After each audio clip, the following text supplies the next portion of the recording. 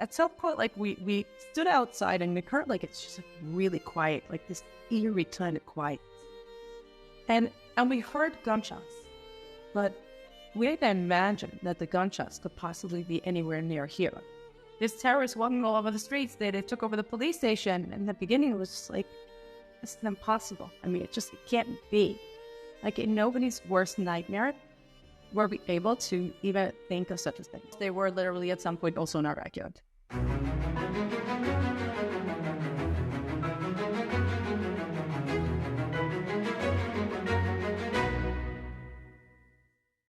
Welcome, everybody. This is Ordinary People with Extraordinary Stories. I'm Chana Weisberg, host of this podcast.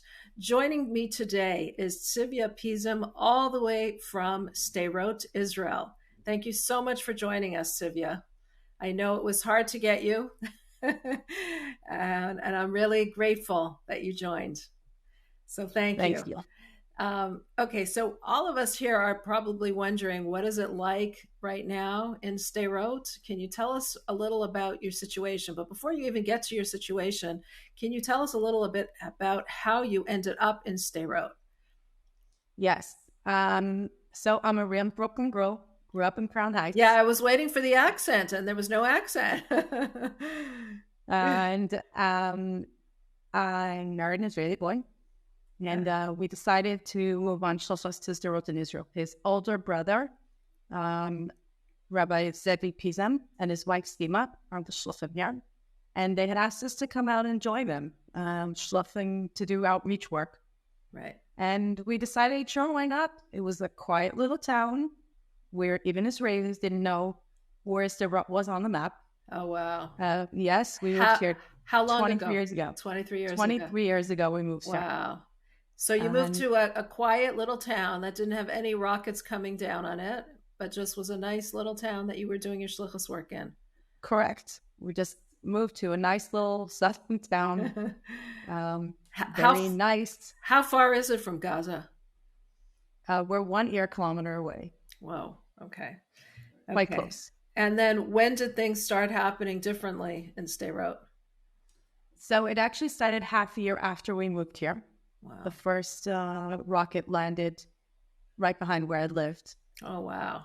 And that's when it started. It was very, it was once in a while. It wasn't something people understood yet exactly what it is.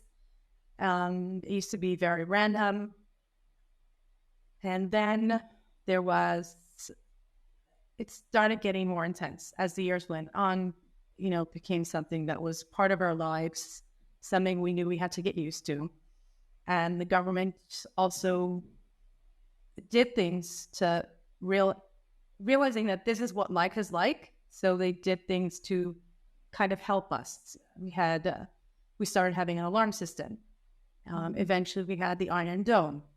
That came years later. But so we had, we just kept getting worse as the years went on. What is it like to live in a place that you are constantly under a barrage of rockets? I mean, all these years. So to us, it's normal, which is quite sad, actually. Because, sometimes my family says, you realize your kids are not the same as all the other kids. Wow. They're very different. They grew up differently. Once we were in New York, my son, he was 3, he was standing outside with my father and it was thundering. And he asked my father, oh, missiles fall here also? Oh, wow. So, wow. To him, concept that noise is a missile. This is different understandings, ways of thinking. Every time you walk out of the house, you think about, if I'm walking here, where can I go? Our houses are usually open in Sderot. Doors are open so that if you need to run into somebody's house, you can. And it's happened more than once. We got people run into our home. We cut it from our family running into people's homes. Wow. It's a very sad reality. It's a reality that just exists. Wow. Something that if you don't live it, it's very, very hard to understand it. Did you ever think of leaving? No. We're here, on Shlofas, on the Ram Shlofas. We're not planning on going anywhere. We also usually don't leave when there are missiles. Wow.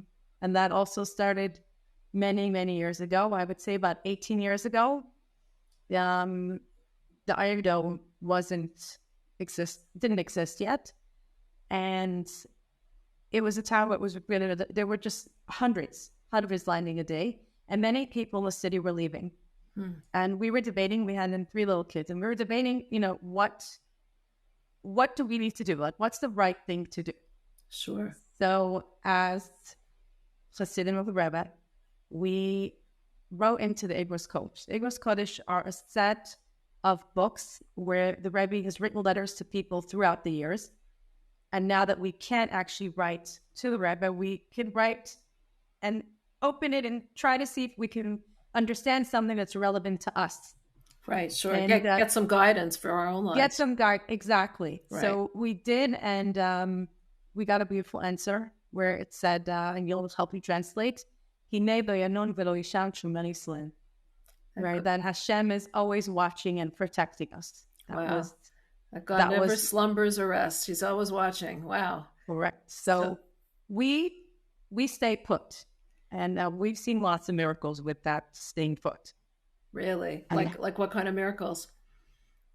With the staying put and with the leaving. I mean, we've missiles hit our surrounding our house a lot.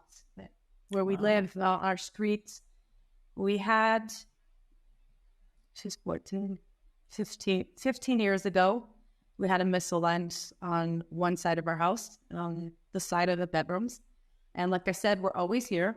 And it was the end of Hanukkah, after we finished doing everything every Chabad house does for Hanukkah. And the last day of Hanukkah, we usually went to Jerusalem to a friend of ours to celebrate with her. She was a widow. And so we went. And then the next day, we were informed that basically there are no schools open because it started becoming kind of a war again. So we said, you know what, we won't go back. And I was studying that year in Kfar Chabad to teach calls, to teach brides. That was I was learning. And so that's what we did. We said, we'll all drive to Kfar Chabad. I'll learn, and then we'll all go home. And we did. I went to study, and while I was studying, I got a phone call that a missile hit our home. Your home, wow! And this is 15 years ago, you said. Correct. Wow, incredible. I mean, I remember when my older children were in a seminary in Israel, and one of them told me after Shabbat that they went to visit Sderot. I said, thank you for not telling me, before. I would have been so scared. So I'm just wondering how you live with that fear and that I'm guessing she was by me. Probably. And I just remember I was so grateful. Like, I was so grateful to hear about it afterwards, not because I wouldn't have, it would have been just such a worry for a mother to hear that. And yet you're living with that.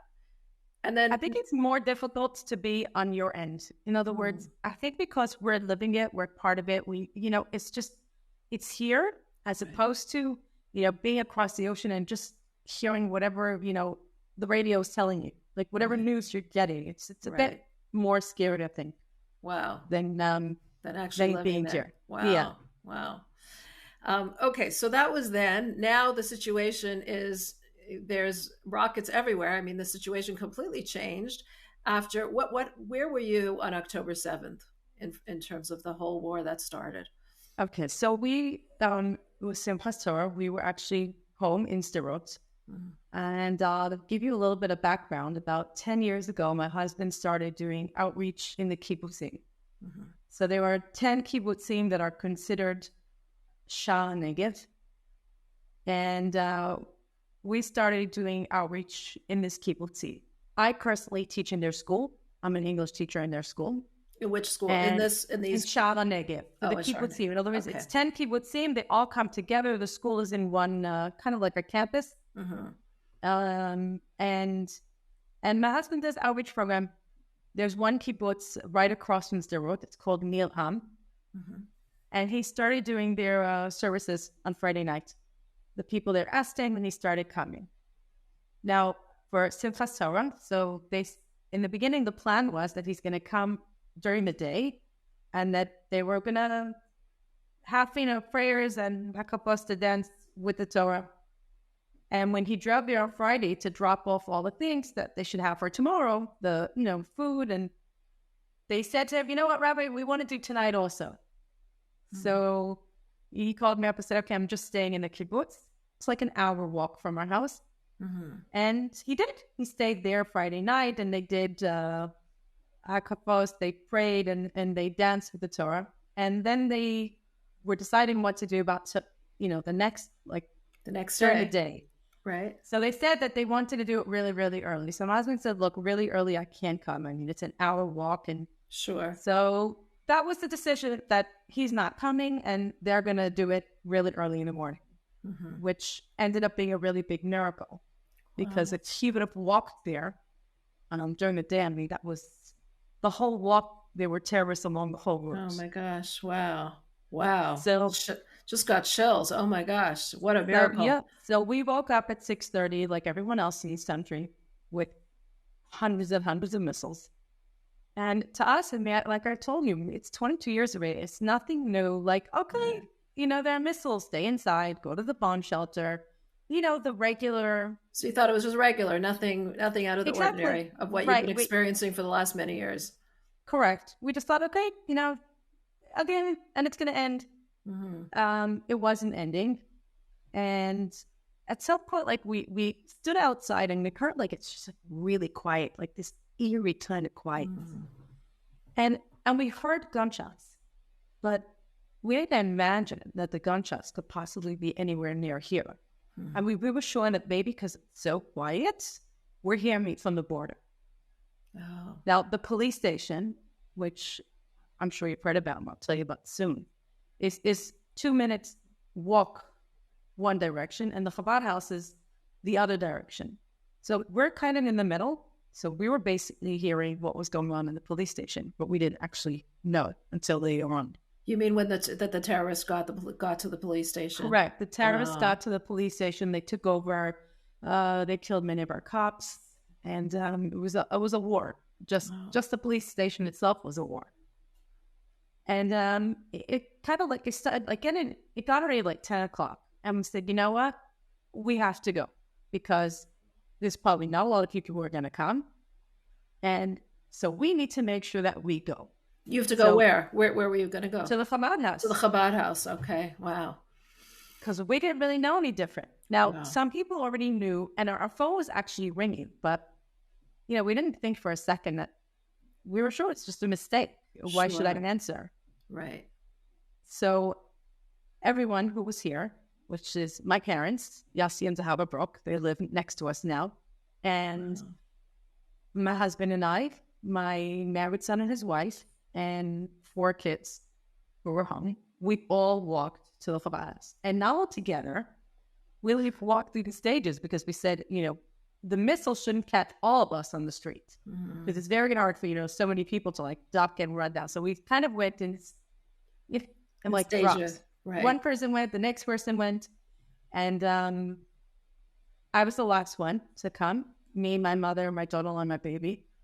And, when we got to the Chabad house, they're like, first of all, it was locked.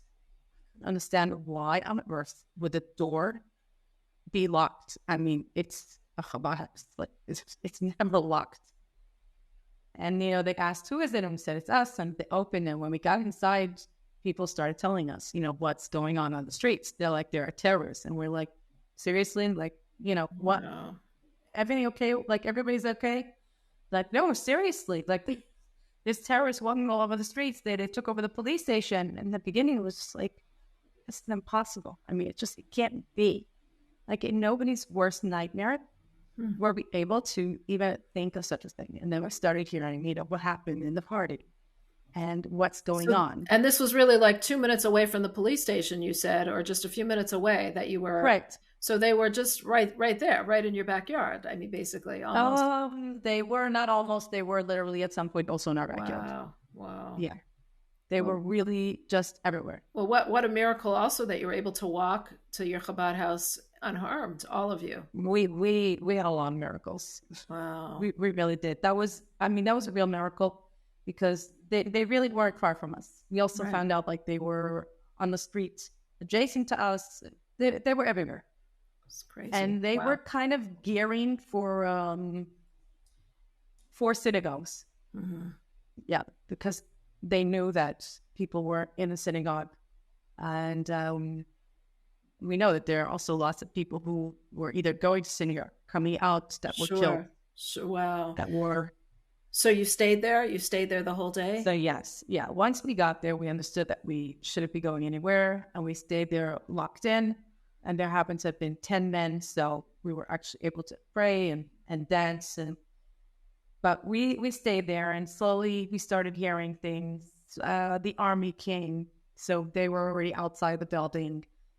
But we kind of just, whatever we heard, we didn't really understand yet the extent of what was going on. Right. And how horrific it was. The first thing that really hit home was when we heard that Ophir Lichtem was killed. He is the head, kind of like the mayor of the kibbutzim. Mm-hmm. And he's a good friend of my husband's. Mm-hmm. And when we heard that, like, touched home. That was like, Sure. wait, like, we know him.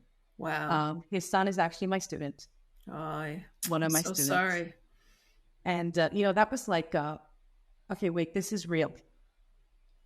And so we stayed there locked in. And after the Shabbat went out, we still stayed there for like over an hour, like an hour and a half, till the army was outside, and they told us that we can drive home. We should drive without our lights on. Mm-hmm. And we basically put everyone into one car and drove as fast as we can. I don't live very far. Sure. And when we got home and we turned on our phones, we had like hundreds of messages from people who were trying to reach us, that they were sure that if we're not answering, then that we're probably not alive. Oh, wow. Because what was going on was that they were saying people who walked to synagogue were killed. And sure. So that people put two and two together, and that's just what they assumed. At that point, I just tried really, really hard to be with my kids, to detach completely from radio, news, and everything like that. I told everyone who was in the house, we heard enough. We know that it's bad. And we decided that we're all going to stay with my parents. My parents live like in my yard. Mm-hmm. Kind of like in America, you would call it a guest house. Right. So they live right near me. We decided we'll all stay together by them. They have less windows than we do. So if glass shatters, then we said, let's all be together. And so we were in the house with doors closed, windows closed, shades closed, lights off. What were you feeling? What were you feeling at that time? I'm not sure I was feeling anything. You just had to keep going. I just kept going. I just tried keeping my kids sane and, as much as possible, just to sit next to them and be with them. And, when they couldn't fall asleep. Can I ask you how many children you have? What ages? Yes, I have 10 kids. Wow. My eldest is turning 24. I have a 22-year-old son, a 20-year-old son who's married, and 19-year-old son, 16, a 14-and-a-half-year-old daughter, she was home with us, a 12-and-a-half-year-old son, he was home with us. She does 11. She was with us. Hannah's 5 was with us, and I have an 11-month-old baby. Oh, wow. So... So 11-month-old till your 14-year-old were home with you. Correct. And, we're just trying to keep some kind of,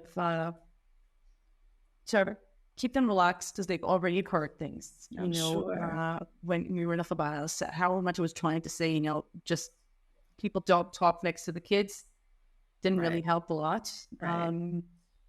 And, when like the older ones were saying that they can't fall asleep, I could just sit down and tell them, open the Psalms and just start it. There's nothing else we can do. There was just nothing to do. And we had to be quiet because we were told that terrorists are walking around outside. Mm-hmm. So we should make sure that everything is closed, so they shouldn't know that there's anybody walking around. It was quite horrific. It was like living with this. Like any noise was like, oh, is it somebody? Like, is somebody touching the door? Somebody touching the windows? Wow, what fear. Sure. It really was. And then I don't think I slept very much that night. And I also had kids in New York. And so we tried to, and sisters in New York and family, and we tried to figure out a way to tell them that we're alive. Mm. So one of the people who works with my sister is not Jewish, so we called him. Mm. And we're like, hi, it's it's her parents. She said, oh, you're alive. Oh, We're like, wow. yes, and they please, we realized that obviously he already heard and knew. Sure. And we told him, please tell anybody you see. If you see the kids, if you see, my sister, my brother, anybody, just tell them you heard from us and we're alive. Because it was still the holidays for them, because it's in Chutz La'aretz, it's outside of Israel, so they have another day of the holidays. Exactly. So they couldn't answer the phone, but this way they at least they knew what was happening, but they must have been terribly worried about you. They were. My son said that he says, this is what we heard. We heard that terrorists came to Sderot, they attacked the police station, and they killed everyone who went to synagogue.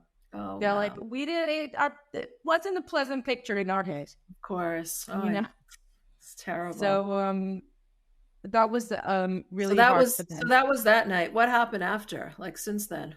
So Sunday morning, again, we were told, to stay inside and everything, and then the electricity went. Now we're talking about, besides for the terrorists, there are also missiles non-stop. I mean, just literally hundreds an hour. One of them hit the electricity. So now we were also inside, locked in without electricity. And by Monday, they started saying that people can go. Like they were safe. They didn't make it official. It only became official like Monday afternoon, where they told people you could leave your bomb shelters and go. There were people literally locked in their bomb shelters for 52 hours. Wow. Yeah, they said they heard terrorists. They knew there were terrorists in their buildings. They locked themselves in the bomb shelters, and they didn't leave for 52 hours. I mean, we have friends, and they had no cell service in the bomb shelter, and we tried calling. We were sure that we wouldn't hear from them again. Right. Wow. So we were relatively okay, as much as you can be, and of course by then we already started hearing what was going on and the atrocities that were going on and what happened by the party and in the kibbutzim. It was just horrific. Every time you heard something, it was horrific. Every time you heard something, it was just too much all over again. Sure. And by Monday, my mother was like, I think we need to go. She's like, I know you never leave, but I really think, this is something else. Sure. So you mean leave Sderot? Yes. So we went back to the same thing we did 18 years ago, and we wrote into the Iris Kodesh, and we got two things. My mother got an answer to make a Sudas Hadav, which is a celebration feast of gratitude after like usually something that you are celebrating, like a feast. Correct. Usually it's after something, a miraculous event or a happy event. Right. So that was her answer.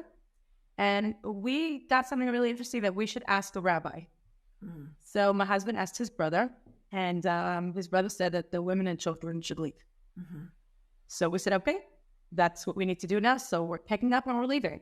So, I looked around the house, and it was like, I said, I'm not sure if I feel like the people from the Ukraine or the people from the Holocaust that, looked around and thought, what am I taking? Am I coming back here again? Of course. Wow. Like a refugee just running, right? Literally. And like, what's going to fit in a car with all the people? Just these really, just like basic, just take the few things that I can and let's go. We went to, I had just bought an electric car. So I was just getting used to the fact that, you need to recharge the car. Like I said, there was no electricity. So we said, okay, let's drive to the closest, safest place there is. So we got into the car, and I'm going to try to give you a picture of what it means to drive in a car where there are missiles flying. So first of all, no one's wearing a seatbelt. Baby's not in the car seat. Every older person is holding a younger person. Like my mother was holding my baby, and my 14-year-old was holding my 5-year-old. This way, if you need to get out of the car, as fast we as have you 15 can. Seconds. We have 15 seconds. Wow. Try thinking about ways you do 15 seconds. Oh my gosh. I mean, it's even less today, but So you don't really have time to start opening your seatbelt and taking the baby out of the car. So you don't have time for that. Of course. So Wow. we're leaving. It's a little bit after 4 o'clock in the afternoon. And we drove to a place called Bet Kama. It's a kibbutz, and it's an electric charger, and it's the closest place that was considered safe. How far was that from you, from Sderot? About 25-minute drive. Really? So close. And that was safe? Yeah. It just Wow. means we're going further out, Right. away from the border. Right. So that was considered safe. And when we got there, I said we experienced what it means to be part of our nation. It was just unbelievable. First of all, there were people standing there and waiting and asking what can they help with. Like, there were hundreds of people there, and whatever you can possibly think of, baby food, diapers, games, toys, shampoo, like everything you can think of that you didn't think of when you ran out of your house. Wow. They had there, because that was like the first place people were able to stop. They were getting out to people. There was food, anything. They just, what can we do to help? And then this really nice person saw that I was looking for an electric charger. He said, come to my house. And I charged in his house, and they were just really unbelievable. So beautiful. The love that you saw as being part of the Jewish nation was it was beautiful. I don't think there's another word. We keep hearing this, but it's just so heartwarming to hear it each time. It's just so beautiful to hear, the generosity of people that just, and they're also going through, a lot. It's not people who are in comfort. I mean, a lot of people, everyone's related or knows someone who's related. Yes. So everyone's Yes. going through this. There's a war going on. Everyone's going through this hardship, but yet there's so many open hearts. That's so beautiful. It really is. And we really experienced it. It was just amazing. Wow. We kept experiencing it again and again and again. Wow. It was just really, I don't think there's another word aside from beautiful. Right. It was during this horrific time to see this love, no matter, and they were from all walks of life. Yeah.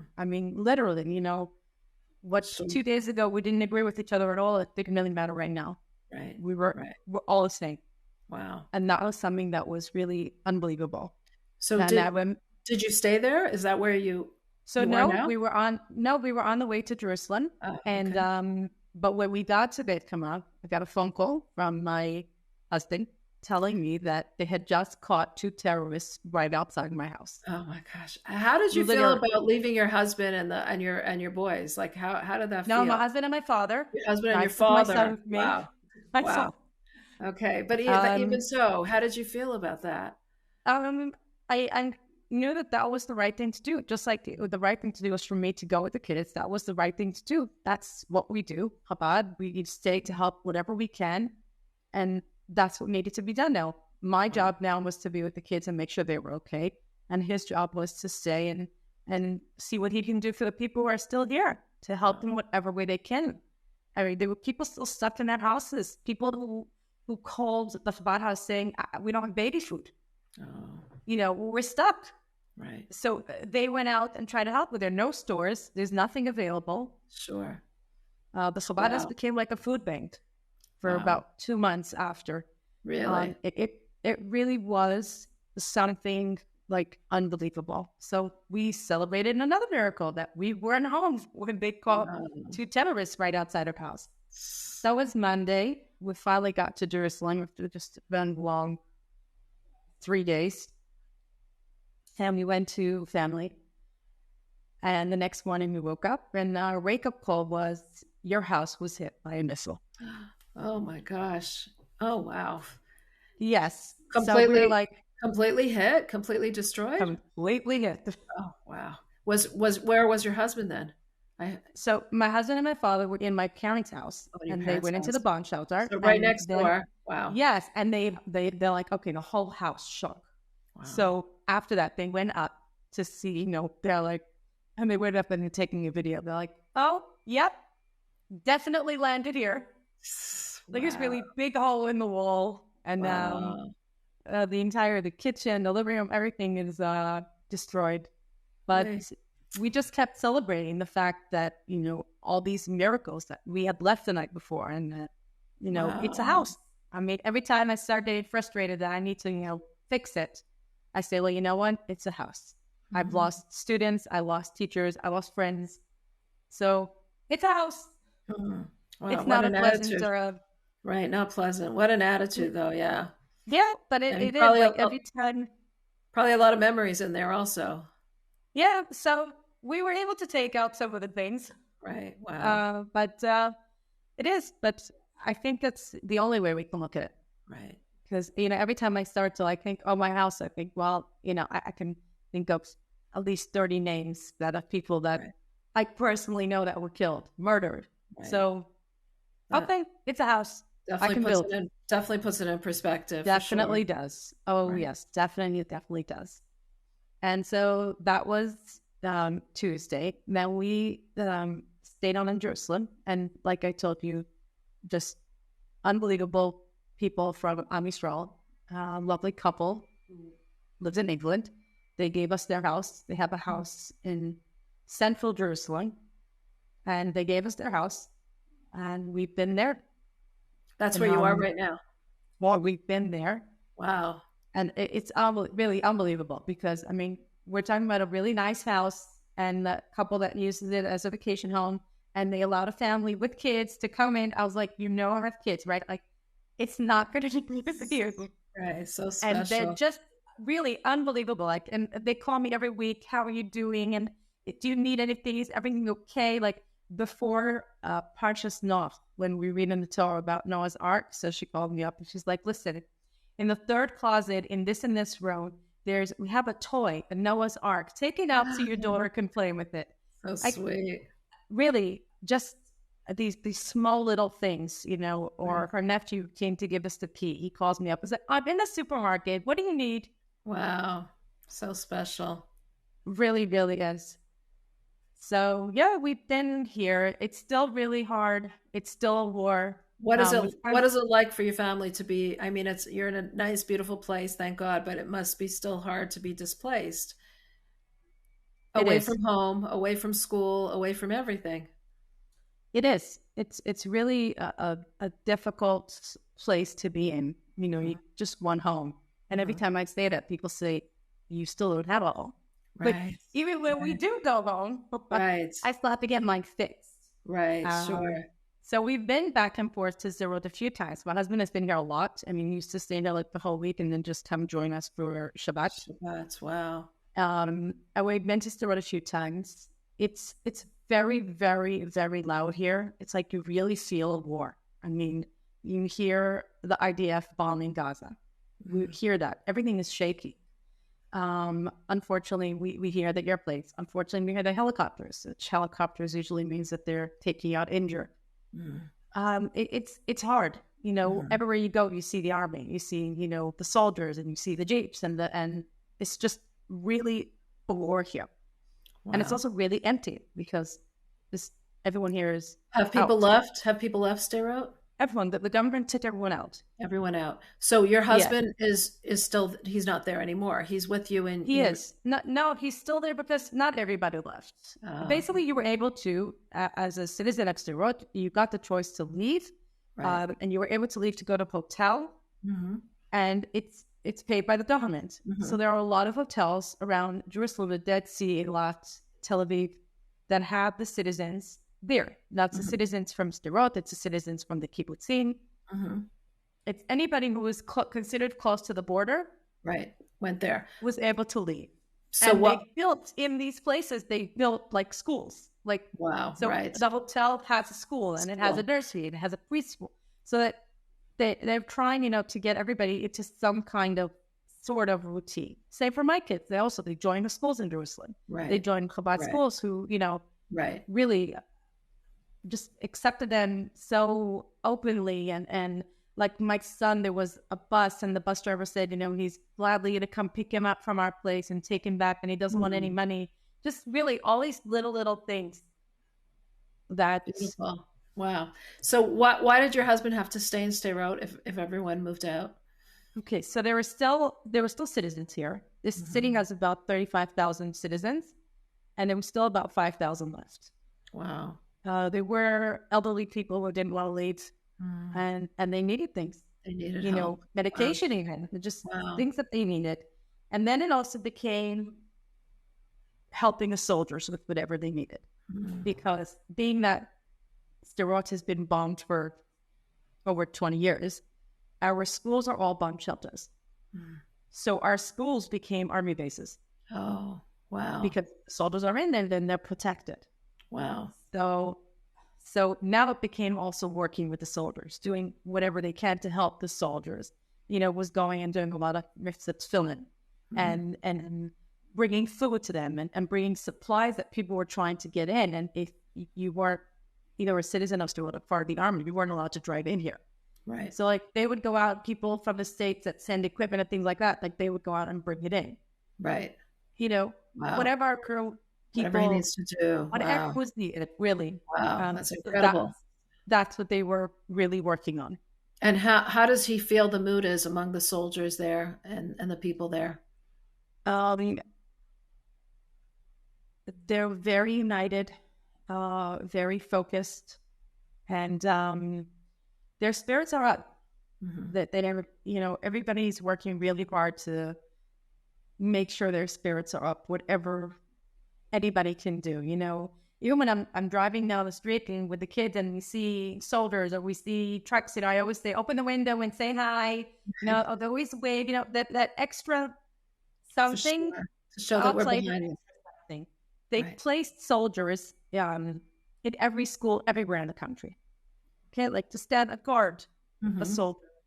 In my daughter's preschool in Jerusalem, there was a guard. I saw him walking around with this like serious face, and then I saw a car drive up with, I guess, a mother with a child, and they gave him like a little like 2 chocolates wrapped in, you know, something with a little note, and I guess they gave him a sesame tin. The smile on his face.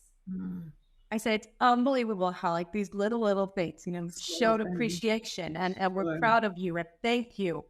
So they feel like they're, you know, they're really doing and accomplishing. And it's really all these, I mean, I know people here like do barbecues for the soldiers, like here in Sderot, it's like, you know, like people come, but they celebrate and singing and dancing, whatever they can do really to, you know, keep their spirits up.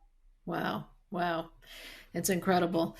Are there any plans for you to be moving back, for people in Sderot to be moving back? I mean, I know you can't even move back. You need to rebuild the house first, but what about, you know, moving back to Sderot, or is it still too dangerous? It's really not our decision. It's a government decision. And honestly, the decision keeps changing. They keep extending, and now they keep moving, and now they said, no, you're going to come back earlier. Like officially it was extended till the end of February. Now somebody told me, no, it's was just moved up. So I don't really know, but it's basically a government decision, the army decision. I guess it's something that all of them together need to decide. And then they kind of just say, yes, okay, the citizens, you can come back. Right. I can come back if I want, but anybody who has children has nothing to do with it because the schools are, and so of course people are back. So can you give us some feeling of how you're managing on a day-to-day basis? Like what keeps you strong? I mean, I'm sure there's so many things that get us down, you know, here, just things that get me down on a day-to-day basis. And yet you're dealing with the circumstances that are so crazy, so unusual, so out of the ordinary. How do you manage through it all? Like what inspires you in your day-to-day? What do you do when you're really feeling down about everything that's all around you, including a house that's no longer there? So I think that's knowing that we have a purpose and learning to sit us and knowing that, you know, there's a reason for everything, even if we don't understand it.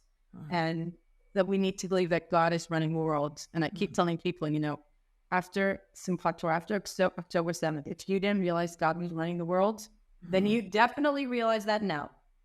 As just so many things went on simultaneously that you couldn't, you know, you really just have to believe. And I think that's what keeps me going. And I also think the fact that I didn't really have a lot of time to think because I was on a constant go to make sure my kids were okay. That was like really was really focused on that. And then once I was like with my kids, okay, I started with my students and my staff. So it was kind of like all around keep making sure that everyone is okay and everyone is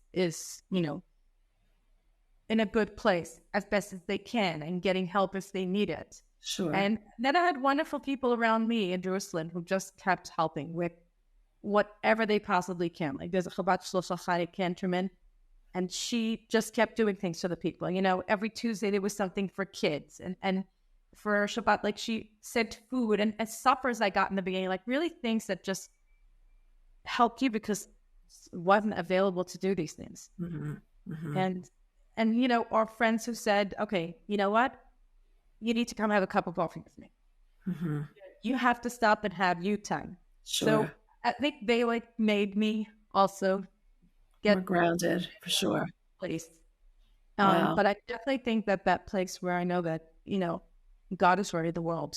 And I don't think anything else can keep us keep us sane. Yeah. Keep us going, because there is no other answer to so many things. And when we start to ask questions, they just don't end. They just don't. Why him, not me? Why they're not here? Of course. We just really can't understand. I mean, my eldest son lost many friends at the party. Wow. Many people there weren't friends, and he knew them. And he was dealing with that. Like, he lost friends. Right. So and I'm saying, how's he managing? How's he dealing with it? Right. So there were better days and worse days. So Right. we were really, we were keeping track. Right. We were on top of it, like what's going on with them. And then one day I was like, today, just slept really. And I said, yeah, of course. It was the 30 days after. It was a hard day. He went, it's just difficult. Of course. So I'm saying, all these things just help you put things into proportion and understand that we really can't understand anything. Right. And now we just have to keep praying that that God gives the government the wisdom to make the right decisions. Right. 100%, for sure. Wow. You mentioned your students. Are you still dealing with your students? Sure. So you deal with them on Zoom? This is students from the kibbutzim?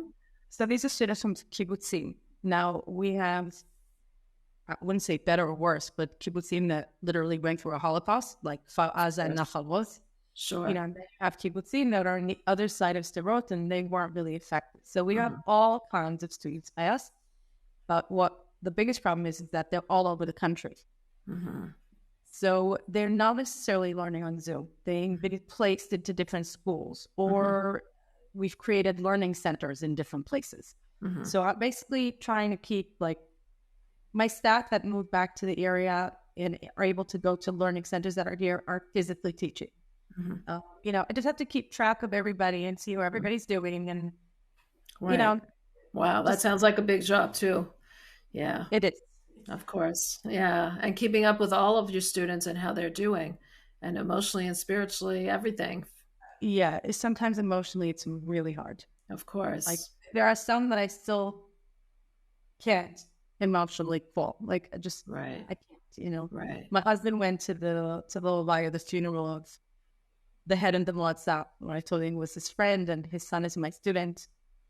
And his wife told my husband, Rabbi Pizan, my husband answered your phone call half an hour before Simchat Torah, before Shabbos. She said it, I don't let him answer anybody's phone calls. But he said, Rabbi Pizan, I have to answer. Wow. So, and he spoke to him, to wish him a Shabbat Shalom and a Chag Sameach. Wow. And, it was an amazing person.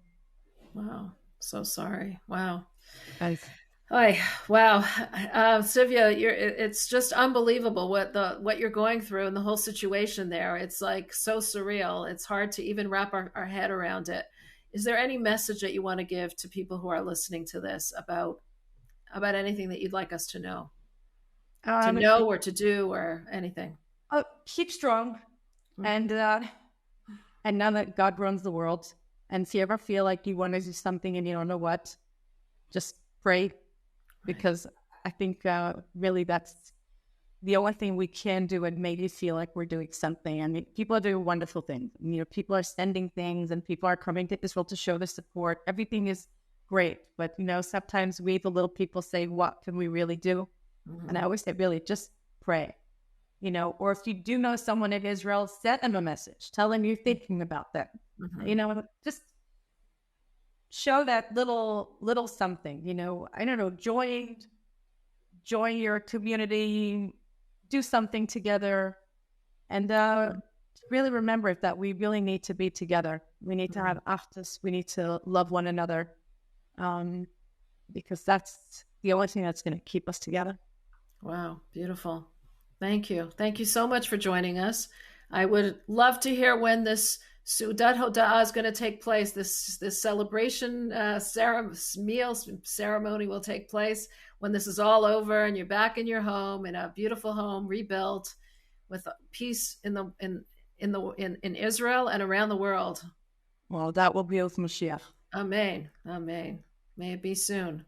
Thank you Amen. so much for joining us. We really appreciate your time, and stay strong and keep your smile. It's unbelievable. You just have this smile and this calm demeanor about you, even though everything around you is just a little bit of upheaval. Yeah, total upheaval, total chaos. Thank you again. Thank you for joining us. Thank you. Wow, I just finished recording the interview with Tzivia Pizem, and her story from beginning to end is truly riveting. So scary at some points. I mean, she was just right outside of where the terrorists were. Her Chabad house was just a few-minute walk from the police station, which was attacked by the terrorists. And really, she experienced tremendous miracles throughout. Her story just was incredible. But what I found particularly incredible was her life is basically in turmoil. She's living in Jerusalem. Her husband is staying there in Sderot in order to help the residents that had to stay, the elderly, the people who could not leave. Her life is completely in turmoil with her rocket that had actually hit her house. And yet her answer to it all is that the way that she stays calm is just realizing that there's a purpose to it all.